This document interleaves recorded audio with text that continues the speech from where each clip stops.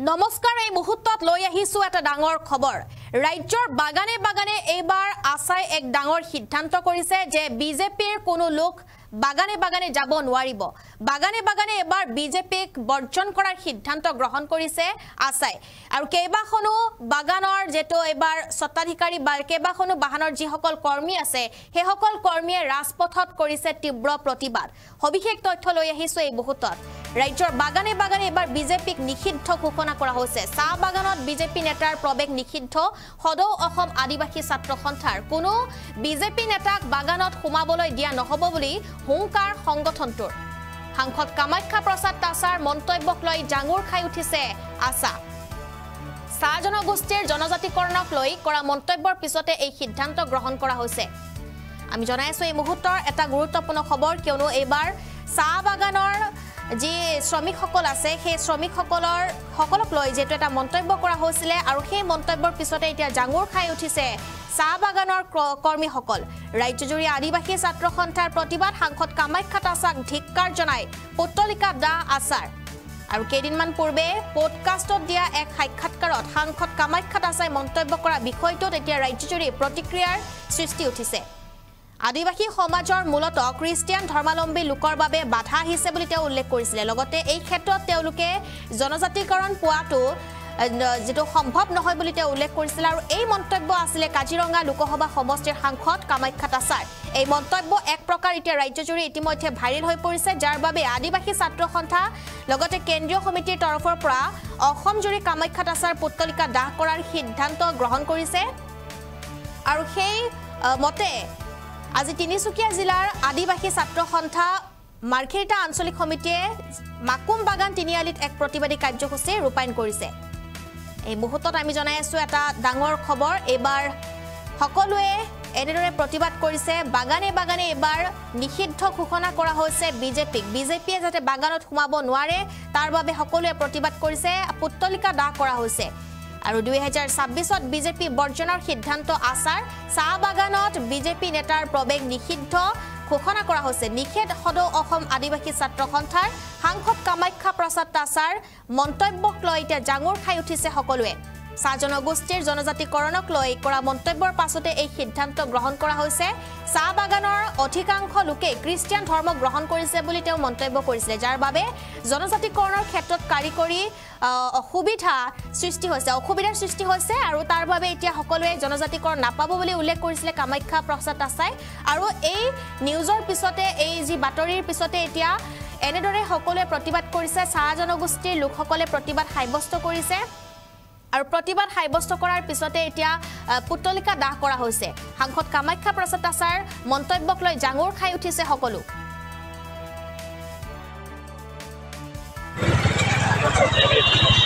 মাছেস मोर का भी होते लगे खिलाई सब कमाई के संग हमारे दिए हो जा सरकार हाय हाय हाय हाय हाय मुर्दाबाद मुर्दाबाद मुर्दाबाद क्या बोलता है मुर्दाबाद मुर्दाबाद मुर्दाबाद नो रेस देखिए सब होता जिंदाबाद जिंदाबाद जिंदाबाद नो एसटी नो रेस সদৌ অসম আদিবাসী ছাত্ৰ সন্থা মাৰ্ঘেৰিটা আঞ্চলিক সমিতি তৰফৰ পৰা আমি এটাই কথাটো আমি জনাব বিচাৰিছোঁ আপোনালোকৰ সংবাদ মাধ্যমৰ যোগেদি যিহেতুকে আমি অসমত বসবাস কৰা যিবিলাক আদিবাসী জনগোষ্ঠীৰ লোক আছোঁ আমাৰ অসমত থকা সমূহ আদিবাসী ৰাইজে বা অসমবাসীয়ে আজি এই সংবাদ মাধ্যমত যি ছ'চিয়েল মিডিয়াত যিখন মানে আমাৰ কাজিৰঙা লোকসভা সমষ্টিৰ যি MP যিখন ভিডিঅ' বনাইছিলে সেই ভিডিঅ'খন সমগ্ৰ অসমতে ভাইৰেল হৈছে গতিকে আমি দুখ তথা পৰিতাপৰ বিষয়ে দুৰ্ভাগ্যজনক কথা অসমত আজি আদিবাসীসকলৰ কাৰণে এই ধৰণৰ কথা আজি অতি পৰিতাপৰ বিষয় যে আমাৰ কাৰণে এটা বিৰাট দুখ কৰিছোঁ যিহেতুকে আমি আশা কৰোঁ আমাৰ আদিবাসী জনগোষ্ঠী আমাৰ অসমত যিহেতু MP MLA যিমান আছে আদিবাসী জাতিটোক লৈ উত্থানৰ হকে কাম কৰিব লাগিব ST ক্ৰাইটেৰিয়া এটা হৈছে জনজাতিকৰণ মৰ্যাদা এটা হৈছে আদিবাসী লোকসকলৰ যি জনগোষ্ঠী যি পিছপৰা থাকে সেই জনগোষ্ঠীটো উন্নয়নৰ হকে আগবাঢ়ি যোৱাৰ এটা ক্ৰাইটেৰিয়া বা এটা মৰ্যাদা হয় সেই মৰ্যাদাখিনিক লৈ যে হেতালিগুটি খেলাৰ কথাবিলাক আপোনালোকে নাপাতিব যেহেতু আমি শুনিবলৈ পাইছোঁ আমি জানো কামাখ্যা প্ৰসাদ তাছাৰ ডাঙৰীয়া পলিটিক্যাল সায়েন্সত PhD কৰা বা পলিটিক্যাল সায়েন্সত তেওঁ মেজৰ লোৱা তেওঁ এজন MPয়ে তেওঁৰ মুখৰ পৰা যি এই ধৰণৰ মন্তব্যক আমি ধিক্কাৰ জনাইছোঁ গৰিহণা জনাইছোঁ আমিও আজি দল সংগঠন হৈ আমি দুখ প্ৰকাশ কৰিছোঁ যেহেতুকে অসমত থকা যিমান আদিবাসীসকল লোক বসবাস কৰিছে সেইসকল কেৱল দুটা ধৰ্মত বিভক্ত হৈ আছে, হিন্দু ধৰ্মত আৰু খ্ৰীষ্টান ধৰ্মত। গতিকে এই যে খ্ৰীষ্টান ধৰ্ম লোকে বোলে ST নাপায়, এইটো কিমান যুক্তিৰ কথা? ভাৰতীয় সংবিধানৰ মতে, অনুচ্ছেদৰ মতে, যি সংবিধানৰ আমি যিবিলাক আদিবাসী ক্ৰাইটেৰিয়া, আপোনালোকে এই ক্ৰাইটেৰিয়া বা বৈশিষ্ট্যটোক অতি সোনকালে ভালকৈ চাওক আৰু আমাৰ অসমত থকা বসবাস কৰা আদিবাসীসকলক অতি শীঘ্ৰে জনজাতিকৰণৰ মৰ্যাদাটো দিব লাগিব। লগতে মই ধিক্কাৰ জনাইছোঁ আমাৰ এই MP, এই যেতিয়াই এই STৰ কথা আহে, বিজেপি চৰকাৰখনে আমাক 2014 চনৰ পৰা এই যে প্ৰলোভনৰ টোপ দি আহিছে, 2014 চনত ভোটৰ প্ৰশাসনত ভোটৰ লালসাত লোভত তেওঁ কৈছিলে যে 6 মাহৰ ভিতৰত ST জনজাতিকৰণৰ মৰ্যাদা দিয়া হ'ব। আজি 10টা বছৰ উকলি গ'ল, ক'ত গ'ল STৰ কথা? আজি 10টা বছৰ পাৰ হৈ যোৱাৰ পাছত এই যে ভোটৰ মানে বিধানসভাই হওক, লোকসভা নিৰ্বাচনেই হওক, সেইখিনি সময়ত STৰ নামত, মাটি পট্টাৰ নামত, এই অলপ দিন আগত আমি দল সংগঠনে দৈনিক মজুৰিক লৈ প্ৰতিবাদ কৰিছিলোঁ, সেইখিনি সময়ত প্ৰজেক্ট কৰিছিলে আমাৰ ৰূপেশ গোৱালা ডাঙৰীয়াক। আজি যেতিয়া জনজাতিকৰণৰ মৰ্যাদা যিহেতু আগন্তুক 2026ত বিধানসভা ইলেকশ্যন আহি আছে, তাৰ আগে আজি প্ৰজেক্ট কৰা হৈছে। গতিকে আমি দল সংগঠন হৈ মাৰ্ঘেৰিটা আঞ্চলিক সমিতি আদিবাসী ছাত্ৰ সন্থা হৈ আমি দুখ প্ৰকাশ কৰিছোঁ। গতিকে এই যি মন্তব্য দাঙি ধৰিছে, এই মন্তব্যখনক অতি শীঘ্ৰেই উঠাই ল'ব লাগিব। আৰু লগতে আমি যদিবা এই